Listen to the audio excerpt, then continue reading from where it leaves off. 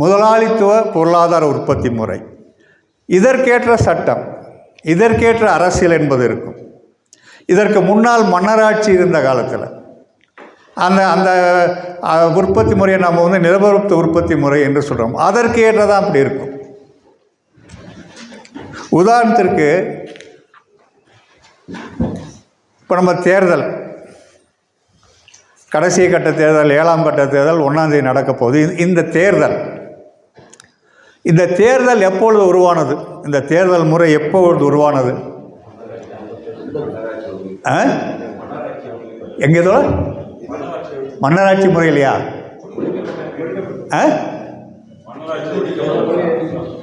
இந்த தேர்தல் முறை, அதாவது ஒரு மனிதன் ஒரு ஓட்டு, அனைவருக்கும் வாக்குரிமை, இந்த தேர்தல் முறை எப்போ உருவானது?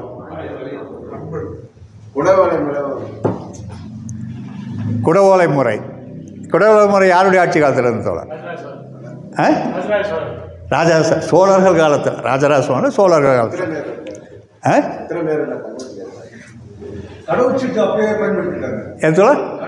கடவுச்சீட்டு. அதை தான் மோடி சொன்னார், ஜனநாயகத்தின் தாயகம் இந்தியா தான், அந்த காலத்திலே குடியரசு இருந்தது என்று சொல்லி. இப்போ நீங்கள் குடவோலை முறை எடுத்துக்கொள்ளுங்கள், சோழர்கள் காலத்தில் இருந்தது. குடவோலை முறையில் எப்படி தேர்தல் நடந்தது? எப்படி நடந்தது என்று சொன்னால், சோழர்கள் காலத்தில் தான் ஊர் என்ற அமைப்பு உருவாக்கப்பட்டது. இப்போ அந்த ஊருக்கு வந்து யார் நிர்வாகம் பண்ணுறது? மன்னர் சார்பாக அந்த ஊரை யார் நிர்வாகம் செய்வது? அப்படி என்று சொல்லும்போது சில பேர் வந்து போட்டியிடுவாங்க. இப்போ போட்டியிடர்களுடைய பேரெல்லாம் ஒரு ஓலையில் எழுதுவாங்க. ஓலையில் எழுதி ஒரு குடத்தில் போட்டுருவாங்க. ஓலையில் எழுதி குடத்தில் போடுறதுனால தான் குடவோலை என்று பேர். ஒரு குழந்தையை கூப்பிட்டு அந்த பேர்களில் ஒரு சீட்டை எடுக்க சொல்லுவாங்க. அந்த குழந்தைய யாருடைய பேர் சீட்டு எடுக்குதோ அதுதான், அவர் தான் வந்து வெற்றி பெற்றதாக அறிவிக்கப்படுவார். இதுதான் குடவோலை முறை. இதே போல தான் கடவு சீட்டு முறை என்பதும் கொஞ்சம் மாறி இருக்கலாம். ஆனால் முக்கியம் என்னன்னாக்கா, எல்லாரும் வாக்களிக்க முடியாது. குடவோலை முறையில் எல்லோரும் வாக்களிக்க முடியாது. வாக்களிப்பு என்பது அங்கே இல்லை. போட்டியிடுபவர்களும் அனைவரும் போட்டியிட முடியாது. போட்டியிடணும்னு சொன்னால் 5 வேலி நிலம் குறைந்தபட்சம் இருக்கணும். அவர் உயர் சாதியை சேர்ந்தவராக இருக்கணும். கீழ்நிலை சாதி இருந்தவர் போட்டியிட முடியாது. இத்தகைய சில தேர்தல் முறைகள் தான் குடவோலை, கடவு சீட்டு, அல்லது வந்து கிரேக்க காலத்தில் இருந்த செனட் சபை என்பது. கிரேக்க காலத்தில் செனட் சபையில் வந்து வாக்கெடுப்பு நடந்தது.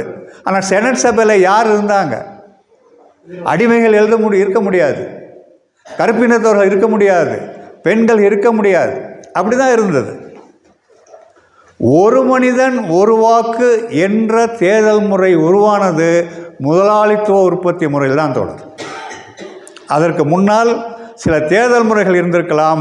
ஆனால் யார் வேண்டுமானாலும் போட்டியிடலாம், யார் வேண்டுமானாலும் வாக்களிக்கலாம் என்ற ஒரு மனிதன் ஒரு வாக்கு என்று உருவானது முதலாளித்துவ தேர்தல் முறை. ஆனால் அதுவும் அவ்வளோ ஈஸியாக வந்துடல. 50-60 ஆண்டுகளாக பிரிட்டன் தொழிலாளர்கள் கடுமையாக போராடினார்கள் அந்த வாக்குரிமைக்காக. முதலாளிக்கு வந்து வாக்கு தர, மத குருமாருக்கு வாக்கு தர, எனக்கு ஏண்டா வாக்கு உரிமை இல்லை என்று தொழிலாளி 50 ஆண்டுகள் போராடினாங்க. மக்கள் சாசன இயக்கம் என்பது அதுதான், சார்டிஸ்ட் மூவ்மெண்ட் என்று ஆங்கிலத்தில் அழைப்பது. அந்த போராட்டம் உச்சகட்டத்துக்கு போன பொழுதுதான் வாக்குரிமை தொழிலாளிக்கும் தரப்பட்டது. அப்பொழுதும் ஆண் தொழிலாளருக்கு மட்டும்தான் வாக்குரிமை தரப்பட்டது, பெண்களுக்கு இல்லை.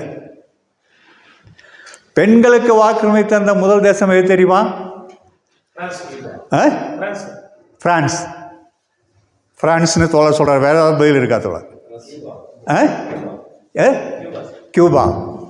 வேற ஏதாவது பதில்? ரஷ்யாவா? சோவியத் யூனியனா? சோவியத் யூனியன் தான் தோழர். பெண்களுக்கு போட்டு இடுகின்ற உரிமை முதலில் தந்தது நியூசிலாந்து. போட்டிக்கு உரிமை தந்தானா வாக்களிக்கின்ற உரிமை இல்லை. வாக்களிக்கின்ற உரிமை தந்தது சோவியத் யூனியன் தான். 1917 சோசியலிஸ்ட் புரட்சிக்கு பிறகுதான் பெண்களுக்கு வாக்குரிமை தரப்பட்டது. அதற்கு பிறகுதான் ஆண்கள் பெண்கள் எல்லாருக்கும் எந்த வேறுபாடு இல்லாமலும் வாக்குரிமை தரப்பட்டது. அந்த தேர்தல் முறை முதலாளித்துவ உற்பத்தி முறையில் வந்தது. அந்த தேர்தல் முறை இன்றைக்கு மக்களுடைய கருத்தை சரியாக பிரதிபலிக்கிறதா என்பது விவாதத்துக்குரியது. அதுவும் இந்தியாவில் இருக்கிற தேர்தல் ஆணையம் மாதிரி இருந்தால் அவ்வளோதான். எவ்வளோ கரெக்டாக ஓட்டு போட்டாலும் தேர்தல் அந்த வாக்கு எந்திரத்தில் என்ன நடக்கும்னு யாருக்கும் தெரியாது. அப்படிலாம் இன்றைக்கி இருக்குது. ஆனால் இருந்தாலும் கூட ஒரு மனிதன் ஒரு வாக்கு என்ற தேர்தல் முறை முதலாளித்துவ அரசியல் முறை தான் வந்தது.